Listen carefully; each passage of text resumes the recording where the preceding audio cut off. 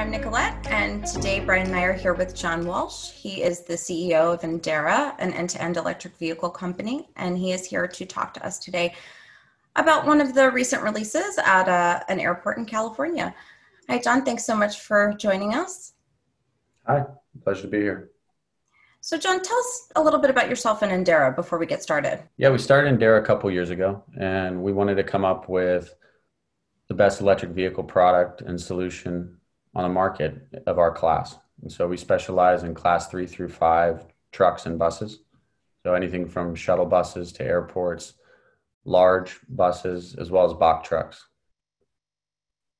So recently we came across this release about 18 shuttles, electric vehicle shuttles that were, they're in San Francisco, correct? And San Diego. San Diego. I got my Sands wrong. San Diego. So tell us a little bit about those vehicles and what's so cool about this? Yeah, well, this is with San Diego International, the largest electric vehicle deployment of our class by an airport in U.S. history. So no one's actually done that amount of vehicles or a complete EV fleet swap at an airport. Is this something that's trending currently in, across the country at airports? Yeah, I do think that the pandemic had a huge impact on expediting electric vehicle adoption. We started this project way before that. So San Diego International Airport and Ace Parking, they were absolutely on the forefront of this. And part of it is because of the mandates from the California Air Resources Board to convert commercial fleets to all electric. Airports have their own specific mandates with clean air. And so they were already on the clean natural gas path. But it's exciting because we're starting to really see a huge adoption of electric vehicles nationwide. We're starting to see some of our clients and some of our opportunities are actually now coming from the East Coast where there aren't subsidies available, but there's 10-year procurement cycles. So you can amortize the total cost of ownership over 10 years. And combining that with the cost and fuel savings from converting to electric, you're actually starting to see net present value positive, or you're starting to see profitability in converting to EV without subsidies. So it's definitely an exciting time to be in the EV space.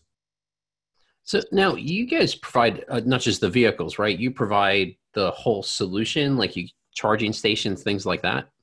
Correct. So we work with our suppliers and our partners to build the final end vehicles, and then we supply the charging station infrastructure. We employ charging as a service model for those that don't want to purchase charging stations. And we also help clients get financing for our products. We provide maintenance plans and ongoing support plans. And a key component to what we provide, which is a differentiator for us, is software systems. So we use artificial intelligence and other telematic and data gathering technologies to be able to provide software solutions that can lower the operational costs for fleet operators. So data automation, data acquisition, data reporting. All of our vehicles come with our Wayne platform where you can automatically count riders. And this is currently done by hand, keep in mind. Commercial transportation, it's in the basement. I mean, they still use clickers, and you have drivers who, are on union hourly that spend hours a day on reporting and compliance. And all those go into an admin who then manually collects it. So if you think of the human error and then the amount of labor involved with data reporting compliance, it's significant. And right now, these operators are already in a very thin margin space. It's a very mature industry. So trying to employ ways to increase profitability for our operators is another part of how we lower the overall cost of deploying our EV fleets and overall EV projects. So I know besides the telemetrics, right, with the AI, you guys have some safety technology in there, right? Correct. Yeah, this is a really new feature that we employed where we're actually using infrared camera technology to be able to automatically detect before the rider enters into the bus if they have an elevated temperature. And so it'll alert the driver that someone has a temperature, and it's an effort to try to combat the spread of COVID-19. That's really cool. Super cool. Because one of the questions I had was, what separates these vehicles from other electric vehicles? What really, I mean, EV is a buzzword, but what really, why Endera compared to another company? But I mean, you mentioned the AI, you mentioned some other, cool features. What else is there? Yeah, well, I mean, the technology that we use is superior. I mean, through our partners, we've selected the top level EV technologies, the top level bus bodies, and chassis suppliers in combination with our software. But our vehicles are the lightest on the market. We use an all composite body from Diamond Coach, and that allows us to maximize range or have the same range but have more seats, which is significant for social distancing. It's significant overall for operators because more seats, more capacity equals more profit. So the lightweight body is one element. The battery technology that we use through our partners is the same as Tesla uses. So, it's a very trusted and tested battery technology that we use. And then we also employ DC fast charging. So the ability to charge the vehicles really fast to be able to meet route requirements, that plays a part as well, because EVs aren't just a cookie cutter solution where I know with range anxiety, everybody thinks they need 200, 300-mile ranges, but the majority of the times in the class of vehicles that we're in, 3 to 5, where you're doing last mile, you're doing intra-city transit, paratransit, they're going, 100 miles to 200 miles a day. And we're able to predict these routes. So we're able to size the charging stations based on the expected demand. And then we're also able to size the batteries appropriately so that we can maximize costs or minimize cost and maximize profitability. So for clients at airports that have high capacity vehicle or high capacity requirements, we're sizing the batteries to go, 150 miles a day if they have 4 hours of break time in between rather than 200 miles, because we can charge them faster. So that actually will reduce the cost of the vehicle itself. So you mentioned earlier, how COVID may have accelerated some of this process. And I mean, some of the things that you're mentioning seem like they must have been done pretty recently, talk about temperature and social distancing. How did things kind of change? How did that process pivot a little bit once, this all happened? Sure. Yeah. Well, during the pandemic, airports were hugely affected. And during the pandemic, there became a change in requirements for the size of vehicles that people needed as well. Because if you think about what was a 20 passenger bus, if you have to have every other seat available, now it's 10 passengers. And so right now we are seeing a trend in the industry where our clients are actually requesting larger buses. But nonetheless, we wanted to do something to be able to, support slowing the spread of COVID, to try to get people back out and into society and using airports and to feel comfortable. And so for our clients at the airport, trying to provide a way for them to help support the slowing of the spread of COVID and, also try to get people back, in action was very pivotal for us. So our clients are really loving these platforms to say that we're able to do something to slow the spread, to help slow the spread of COVID. It's powerful to them, and they're very much receiving of these different systems that we're putting in. That's great. Well, what do you see though as some of the challenges across the board, for adopting these vehicles, and not just in airports, I'm sure there are other industries you're intertwined with, what are some of those challenges you see to adoption? Well, I mentioned range anxiety. That's one. A lot of people think that EV might not be applicable to them, but combined with DC fast charging and being able to charge the vehicles quickly, combined with a subtle behavior change, a lot of applications actually are good for EV and they're profitable for EV. And so education is huge. Being able to educate them on how EV systems work and when they're thinking about total cost of ownership, how do you solve and bridge that with effective financing to be able to level that so that it's a cost that, while it might be more upfront, it's more palatable for them to have or to receive, because they're actually going to have a profitability over the life cycle because their energy costs are lower. So education is a huge one. A second one with respect to overall delivery is making sure that the supply side is handled, making sure that you actually have ample supply of batteries, and that you have a reliable technology that you're using, because there's a lot of product coming onto the market from overseas that are coming from different regions where the batteries aren't reliable. And if you're talking about financing them, the single most expensive component in the vehicle is the battery. And so making sure that you're able to have a reliable battery with effective warranties that's going to last the overall lifespan of the vehicle, all of that's critical. And so alleviating those anxieties and that unknown, and combined with being in an industry that's so mature and it's reluctant to change, that's a challenge. And so making sure that we can properly educate our clients is priority to us. So I have a question. What do you see as the future, right, in electric vehicles? We speak to a lot of people that are like, like, I'm assuming, right, the vehicles, they need to be charged, plugged in, right, in some capacity. Yeah. There's a lot of people working on wireless charging with like GAN and things like that. Do you see that being the future of charging vehicles, whether they're, commercial or they're even, consumer-based electric vehicles? Yeah, that's a great question. So, charging, again, it's not a cookie cutter approach. And to go a little bit into the history of charging stations were not unified until VW's mitigation fund came into place. And we started developing a Western standard. Everybody had their own nozzle. Nissan Leaf had its own, Tesla had its own.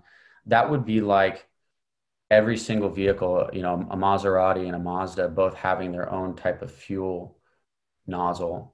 And how do you deploy an infrastructure to be able to do that? And so charging, becoming standardized has been critical to the overall adoption of EVs.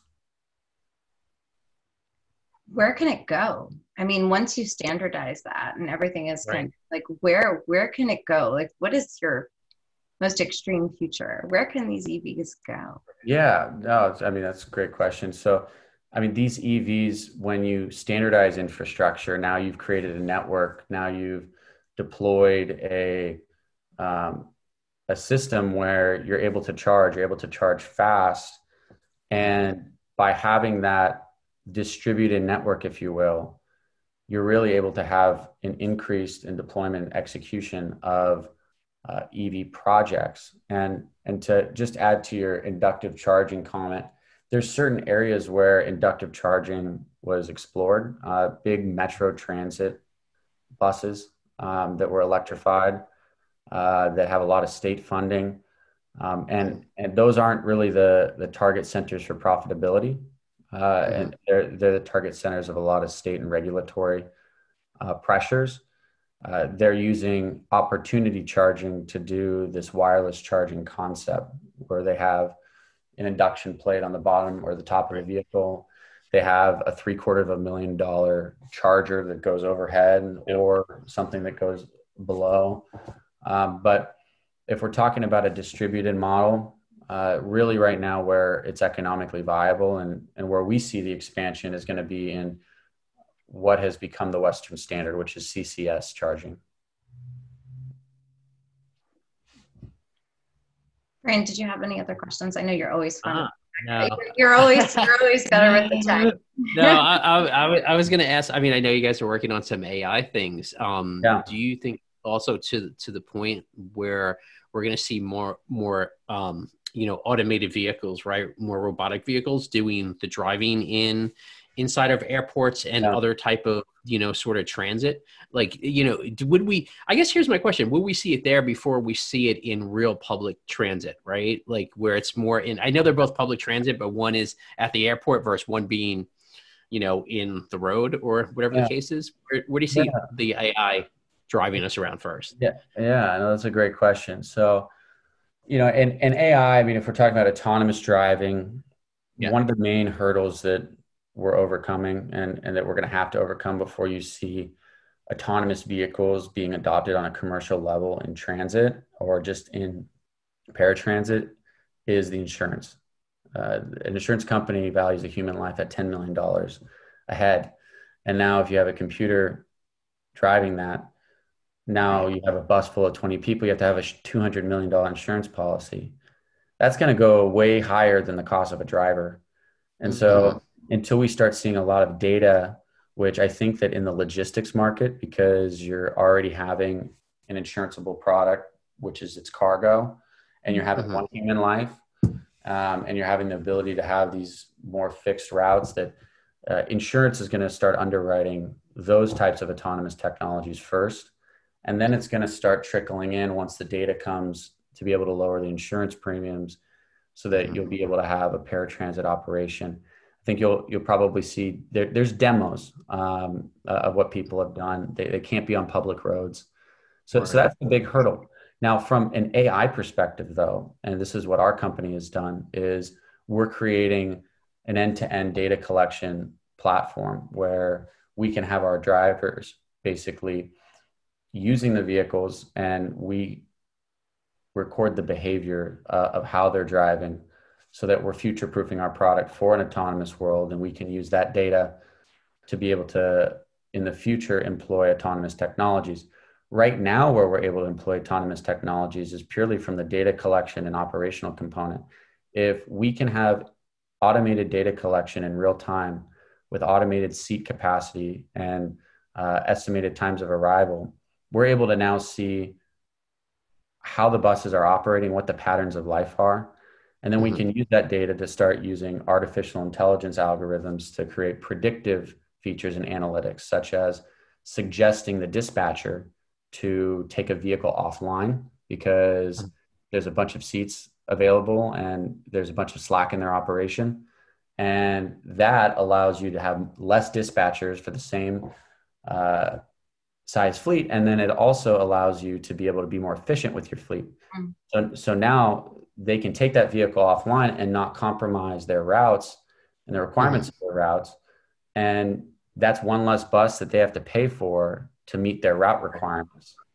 So that predictive element, I mean, we're trying to create a platform where our vision is to have a bidirectional system where, just like Uber Pool, a Mm-hmm. driver just has to go on a navigation route and the algorithms will automatically adjust based on the needs and demands of the route. And all of that will be done through AI. So you're going to have a fraction of the amount of dispatchers, and you're going to have algorithms that are going to be able to just dictate where those drivers go, when they charge, when they come online, when they come offline, so that we can try to bring public transportation more into the 21st century and provide a better rider experience. I mean, part of an anxiety of getting on a bus is not knowing when it's going to arrive or how many seats are Yeah. available. And so trying to create a platform where you're able to blend that to create a better customer experience is going to get more people on buses, and more people on buses is good for the environment, especially if they're Now, electric. so do you envision also it being, we talked about being bi-directional with the dispatcher, right, as well as the Yeah. bus and things like that. Do you see it almost being also sort of bi-directional with the end user, like where they can actually see their buses coming? Do you know what I mean? Like, you Correct. get your thing from Amazon, you're 3 stops away. Do you know? Do you see For stuff sure. like that happening also with that Yeah. predictive technology? It's great. It's a great question. Yeah. And that's what we're trying to create in the long term. Right now, based on the fixed routes that our drivers have, it's a one-way communication. Our plan, though, and our technology roadmap is that we'll be implementing features that will allow us to be able to request a ride from the bus. Mhm.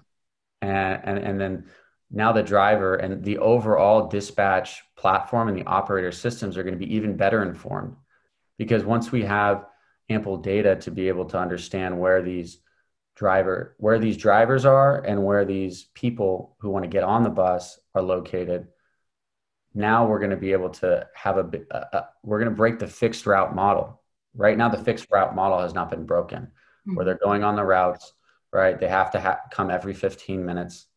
Right. But They're stopping at every airline or whatever the case is, right?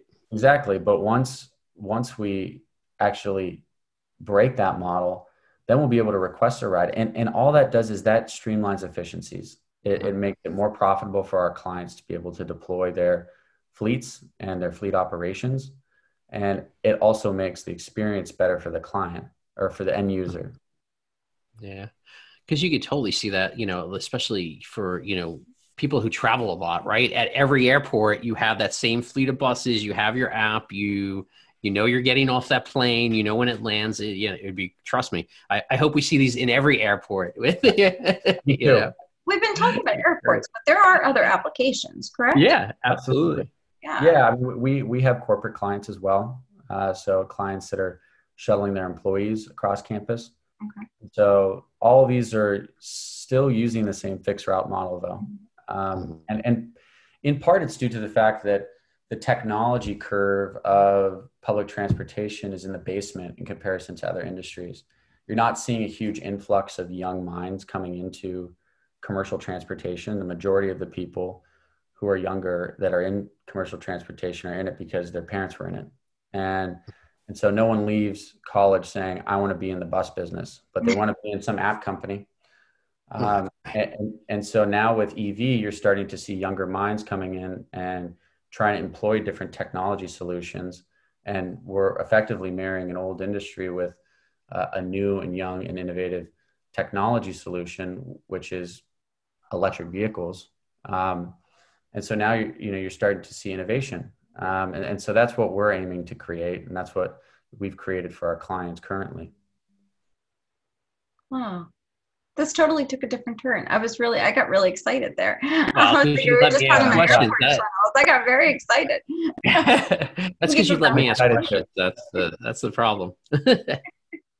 Well, John, is there anything else that Endera is working on that you want to tell us about?